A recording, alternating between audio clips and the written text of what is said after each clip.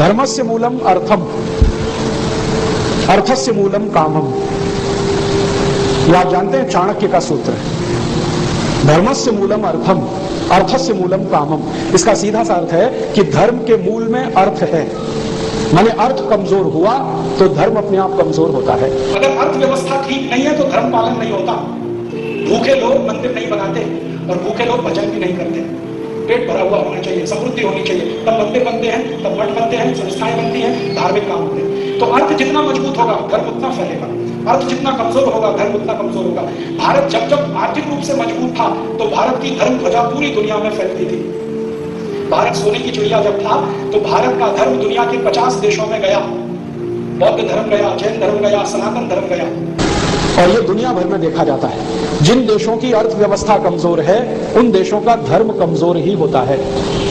जिन देशों की अर्थव्यवस्था मजबूत है उनका धर्म भी मजबूत होता है।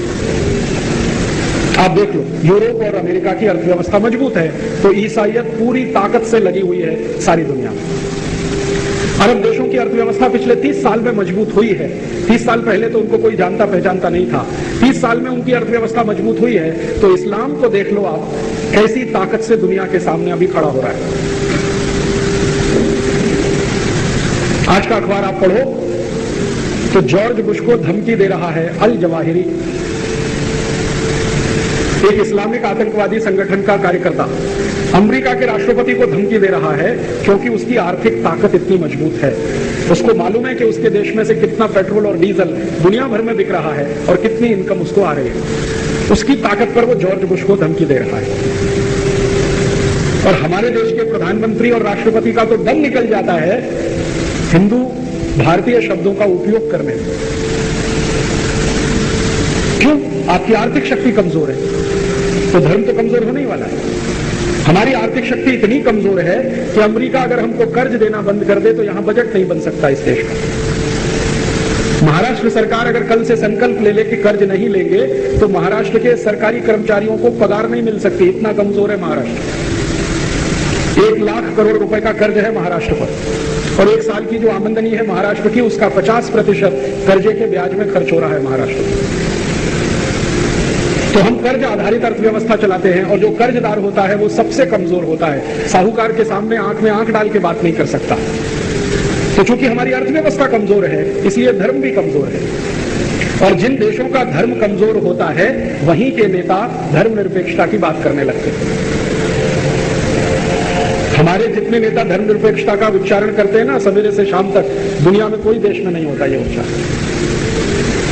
सऊदी अरब बहुत छोटा सा देश है, संयुक्त अरब अमीरात बहुत छोटा सा देश है, बहरीन कुवैत ओमान बिल्कुल शहर के बराबर के देश है, फिर भी डंके की चोट पर कहते हैं इस्लाम हम धर्म मानते हैं और इस्लामिक राज्य हमारा है।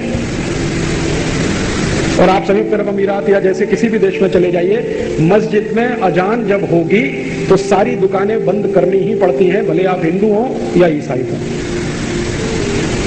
दुबई चले जाइए आप, अबू धाबी चले जाइए, दोपहर की नमाज जब पढ़ी जाती है तो सारे कारखाने, सारी फैक्ट्रियां, सारे कॉलेजेस, हॉस्पिटल सब बंद कर दिए जाते हैं जितनी देर अजान चलती है। और लाउड स्पीकर इतना तेज तेज बोलते हैं कि आपका कान फट जाए। आप हिंदू हैं, 37 लाख हिंदू रहते हैं वहां, उन सबको काम छोड़ के बैठ जाना पड़ता है जितनी देर अजान चलती है। यूरोप में चले जाइए, कहीं भी आप देख सकते हैं इस बात को कि ईसाइयत का कोई पर्व आ गया बड़े से बड़ा तो सरकार क्या, सरकार के ऊपर की सरकारें सब बंद करके उस पर्व में लग जाती है। ईस्टर आता है ना, ईस्टर, तो ईस्टर के समय अगर आप यूरोप में रहते हैं, भले हिंदू हैं लेकिन जबरदस्ती आपको जाना ही पड़ेगा उस छुट्टी के साथ जो ईसा मसीह के लिए तय की गई है। वो कभी नहीं कहते कि हम धर्मनिरपेक्ष हैं। ये धर्मनिरपेक्ष तो कमजोर लोगों का शब्द है। और भारत में परिभाषा माने तो धर्म के निरपेक्ष कुछ होता नहीं है, ना आप ना मैं। संप्रदाय निरपेक्ष कुछ हो सकता है, पंथ निरपेक्ष कुछ हो सकता है, धर्म निरपेक्ष तो दुनिया में कुछ नहीं होता। क्योंकि हमारे यहाँ धर्म के 10 लक्षण हैं, जो धारण करे वो धार्मिक है। यहाँ मंदिर में आके घंटा बजाना ये कर्म कांड है, धर्म नहीं है। धर्म तो धारण करने वाले 10 लक्षणों के आधार पर चलता है। मनुस्मृति में वो लक्षण दिए गए हैं। धर्म क्या है?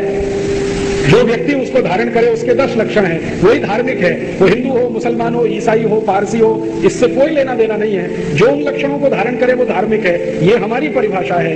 लेकिन संविधान में बिल्कुल उल्टा है कि जो मंदिर में जाए घंटा बजाए वो धार्मिक है, कोई तिलक चंदन ऐसे लगाए कोई ऐसे लगाए वो धार्मिक। ये सब कर्मकांड है, और कर्मकांड करना इसलिए पड़ता है कि धर्म के साथ आप जुड़े रहें। अगर कर्मकांड नहीं होगा तो छूट जाता है सब कुछ। तो हमारे ऋषि मुनियों ने बहुत सोच समझकर धर्म को अलग किया, कर्मकांड को अलग किया। कर्मकांड जिंदगी का हिस्सा बना दिया ताकि आप उससे अलग ना हो जाएं, और धर्म बता दिया कि ये लक्षण है, इनको आप धारण करो। मनुस्मृति में बिल्कुल स्पष्ट परिभाषा है, और इतनी सुंदर परिभाषा है कि दुनिया में कोई दे नहीं सकता उसको।